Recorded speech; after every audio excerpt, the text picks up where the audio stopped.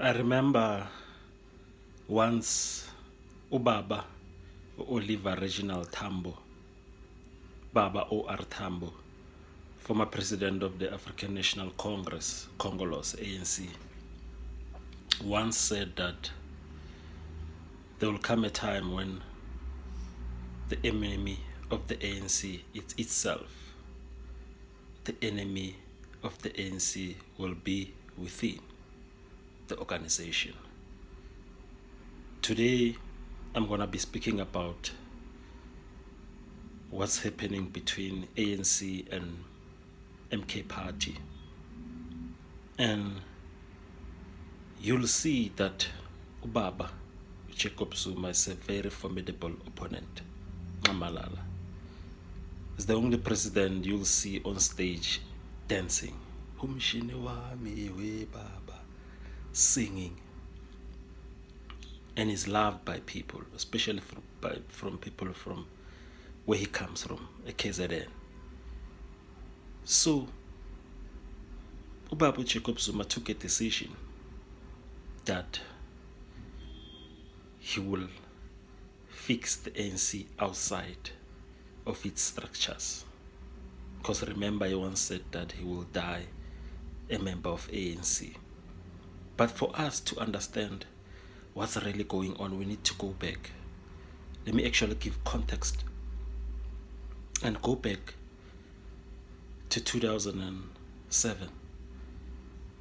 And actually before that, when Jacob Zuma was fired by Thabo Mbeki, because of Jacob Zuma was a deputy president to Thabo Mbeki. And remember, their friendship started way back. They used to play chess together in prison. They played chess together in prison, and they were also born on the same year.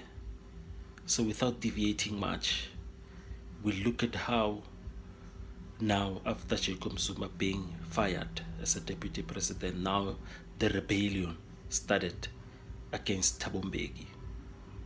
And Jacob Zuma moved outside ANC structures and created now entities and forces, a conglomerate of these entities and forces that will later be against Babu Thabo Mbeki. And the rebellion, the mutiny started against Thabo Mbeki. And remember, at the time, the country was doing well, especially economic-wise. The country was growing. Then the rebellion, then Polokwane happened. And the members who are still in the ANC, and some have left, they were supporting Zuma. The beginning of these factions, which made now Jacob Zuma president of the ANC in 2007, and later defeating Thabo Mbeki in 2009, and Jacob Zuma became now the president of the Republic of South Africa. Then you see that Jacob Zuma, actually what he does now, it's not the first time he's doing it. He's doing the same thing now with MK Party. Look at MK Party now. All these factions. It's confusing, like who's the leader, who's the owner, who's the founder between him and Jabulani Khumalo. Because there was talks that Babu Jabulani Khumalo was expelled. And this is now a weapon that Jacob Zuma is using to Ubaba Cyril Ramaphosa, that yena, the ANC yaka Cyril Ramaphosa kayazi. He wants to fix the ANC from the outside. This ANC yaka Cyril Ramaphosa is not this ANC which he fought for. So, hence, he took up this position. He revived now Umkhonto weSizwe, positioning himself now as this custodian of this heritage, of this movement of liberation. Because remember, it was inglorious when the MK Umkhonto weSizwe, the military wing of ANC, came back and also it was banned. So now, is he really reviving the glory, bringing back the glory and the dignity of MK Party, of Umkhonto weSizwe, of veterans, or is he using them now in his rise now again to popularity and to the presidency? Because of his positioning of MK Party, it's a position where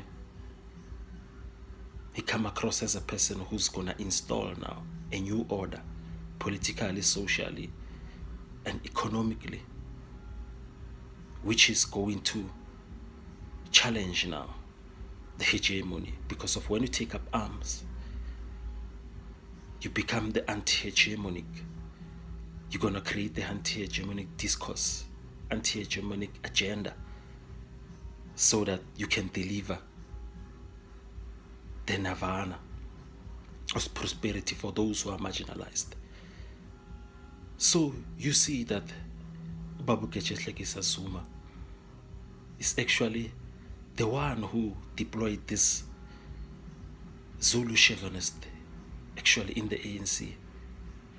And also you can actually get a sense that this narrow Zulu nationalism impulse is starting to cripple in also in the MK Party. There are those who say that actually this MK Party Yamazulu, and you know how Zulu people are violent, and most of them, they come across as tribalists who don't actually see other tribes.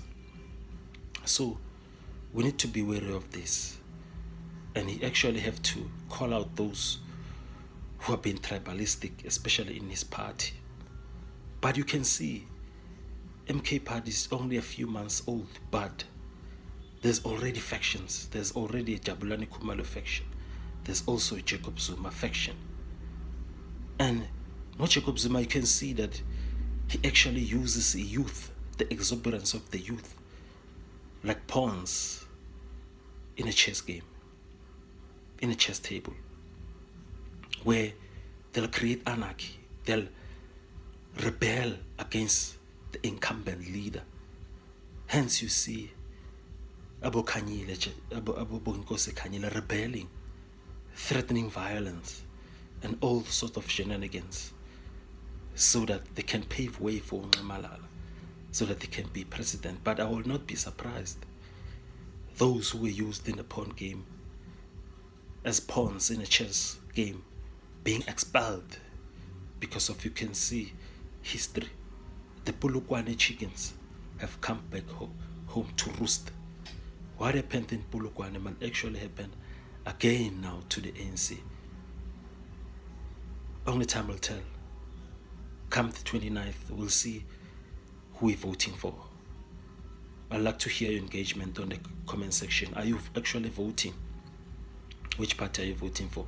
But my honest opinion is that party politics, we must start thinking outside party politics, because of this system. It's the system of the colonizer. They came with this system. So we cannot beat them with their very own system. We need to have autonomy for thought. We need to think outside of the systems, because of, you see that people who rule this world, it's actually capital, people who have the money. They are on top of the hierarchy, followed by politicians who are managers, prefects, who are guarding against the poor masses who are going to rebel. So their job is just to pacify us, promise us the future that will never come. Then in turn they are given these trinkets, your little nyana house, smaller nyana car, shares, lapona lapo, being given money. That's the game. We need to have autonomy for thought, especially as young people. We need to think outside of politics, because of politics has just become an entertainment for adult people. You're hearing all sorts of shenanigans on TV, but actually they're not challenging the status quo, because of through nationalism they've become also part of the status quo. I remember the famous words of Frantz Fanon, the author of The Wretched of the Earth and Black Skin, White Mask, on when he spoke about the pitfalls of nationalism, pitfalls of national consciousness, that a nationalist elite or a national bourgeois who takes over power after independence is an underdeveloped bourgeois.